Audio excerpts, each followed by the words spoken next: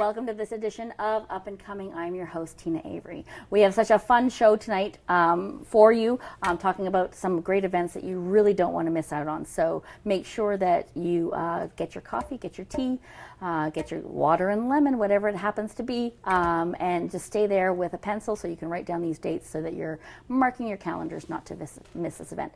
I want to welcome our first guest, David Cornell. Thank you so much for joining us. Oh, pleasure. Absolute pleasure. Wonderful. So you have a fun, I have to say that, you know, David was dancing to the intro music, so we're good. Yeah. We're moving, baby. So why don't you tell us what your event is and just give us the basic details to start out. Basic. Okay. I like animals. Okay. And I make money for them. Oh. Well, wonderful. Okay, I don't give it directly to the animals. But I could. I mean, you could, I have possibly. no idea what they do when we're not there. So your event is in support of the Orangeville SPCA. It is. Yeah. So it's in support of the Orangeville SPCA. Basically, I do this across Southern Ontario. Did one last Saturday in Brantford for their SPCA. Okay. I help raise money and awareness for animal shelters. And I tell jokes. And you tell jokes. I tell jokes. Better you than me, because I think we'd hear the crickets going if I was telling the jokes. Who said they don't? You did not hear me say I tell good jokes. This is true. This is no, true. I tell good jokes. I do. I swear to God. So tell us about the name of this event and where it's happening and what date it's happening.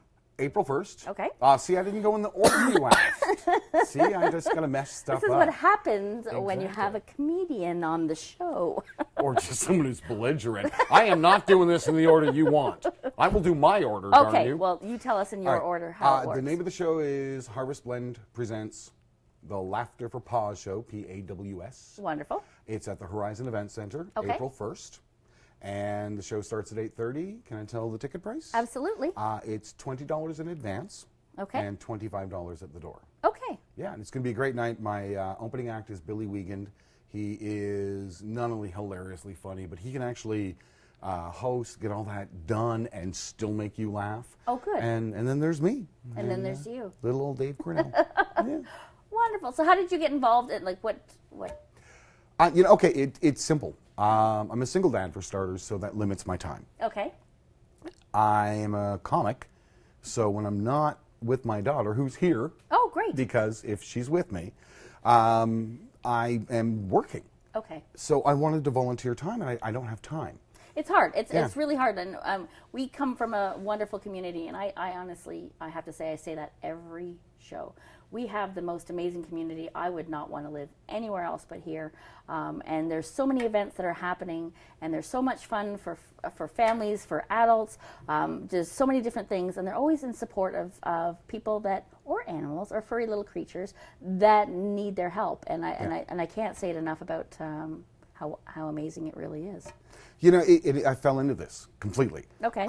My attitude was, okay, if I can't give my time, and if you think about it, I mean, I spread laughter, and I think laughter is healing, and it's both a privilege and you know, what else can I do? That's what I say to people. You know, what do you want to give me as advice if I would like to be a comic? Can you do anything else? Yeah, do that. Do that. Yeah, that's a good choice. I know. But you know, so I love what I do. But so how do you say thank you? So I thought, okay, you know what? I'll raise money, and I will give money. Like I raise the money, so it's basically my money I'm giving away. Right. I could do the show and go home, but this is a way to say thank you to where I was being, you know, hosted. Right. And I came across animals, and I'll tell you this. First of all, SPCA, Humane Society, none of these shelters are funded by the government. They are not. You're right. At all. Right.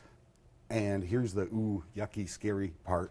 We're the #1 country in the Western world for per capita pet ownership. And here's the sad part, Canada. We're also the #1 country in the Western world for feral animals, homeless animals. Really? It's wrong. It is, It's an issue, and we don't think about it. And yet we are so loving to our pets. We don't think about it because we're cruel. We don't think about it because it's not news. So half of what is important about what I do, leading up to making people laugh, is not funny. You know, it's talking to people about, for example, Orangeville's SPCA has done 900 animals so far, and 500 is the average across the country. Right. And that when you say 900 adopted animals, that's just the ones adopted. That's not including the ones the SPCA brought in and then rehabilitated and gave back to the family, Mm-hmm. or, you know, there's so many other animals that they take care of that you never see for adoption, Yes. like the cows. Yeah. People want to adopt the cows. No, well, you know, I thought about it because I like cows. They're a great animal But- until you feed them, because, you Yeah. know, they moo on this end, it's the other end. You know, come October and the winters are starting to close all the Yeah. time, and you're like, should I light this candle? No, No. don't light the candle. But I need to. Boom. You know, cows are bad. Well, you know, cows are, you know, just not meant for residential areas. No, So, no. yeah, but no, that you are absolutely right. They do some wonderful work. And they're our amazing. Orangeville SPCA, we've had on our show multiple times promoting their events to help them fundraise. It's always ongoing, and it's a wonderful thing that they do. And I don't think people realize that when an animal does come in, and if it's injured or if there's something wrong or there's some health issues, it can cost upwards of $850 just to get that Yep. animal healthy, let alone the care it takes to keep them there until that's somebody is able Yep. to adopt them. So I have that on my website. $800 is what it generally takes Mm-hmm. for an average animal with no other health issues to get them to adoption. And that does not include the weeks it might take, Mm-hmm. the transportation to get them to and from, to the vet if they don't have an in-house vet and back. I mean, that's not covered in that. That is No. just medication and that, period. yeah, And it's ridiculously expensive. yeah. So I think it's a wonderful thing that you're doing and giving back. And so have you always wanted to be a comedian? I have to ask. That's like saying, have you always wanted to be a masochist? Have you always wanted to cause pain in your own life? Well, I have to tell you this yes, one quick story no. before you tell me. Sure. When growing up, going to school, I grew up with Russell Peters. Yeah, I know Russell. He lived. Well, I knew him-ish. He lived, and I'm sure a lot of you are aware of who he is, and he's a well-known comedian. And we lived around the street. We walked up to school. We'd always run into each other. And I'm not doing this so I can get free tickets to your show, Russell. I'm just saying. But it was the same sort of thing. Like he didn't plan on being a comedian. No. It just worked out that way, right? So. You hear a quick, funny Russell story? I went to L.A., lived in L.A., and had a good time in L.A., meaning it was open to me. Now, it doesn't mean I was successful or getting on television or anything. It just means that had I stayed, I had something to pursue. So people were starting to see me. Nice. I didn't want to be there. Yeah. This is my country. These Yeah. are my audiences. This is where I fit. And funny enough, show business isn't my thing. Right. Performing is, show business isn't. So I came home, and I won't mention all the other comics' names, but a lot of people were mad at me. They're like, what is wrong with you? You were in LA, you lived in Hollywood, and you came home. And wonderful. Russell was the only one who understood that. I said, I want to do this here. I don't know how I'm going to do it, but I'll figure it out. Right. And Russell was the one, and like I said, we're not buddies. He worked at Yucks at the time. I've never worked with Yucks. And yeah, he was like, yeah, dude, you do what's in your heart. Absolutely. So I'll never actually forget that little part about him.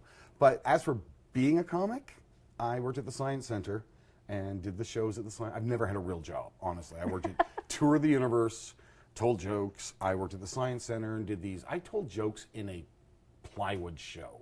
Right. You know? And Well, people- I don't mean to cut you off, but Oh, no, we're done? we're already done 9 already. minutes? Yeah, 9 minutes is done. And then I became a comic, and now I'm famous, and everybody loves me. Absolutely, and you're doing wonderful things, and I want to thank you so much for being on the show. No. And not stopping and letting you talk. Yeah. Stay tuned and don't go anywhere. I'll be right back.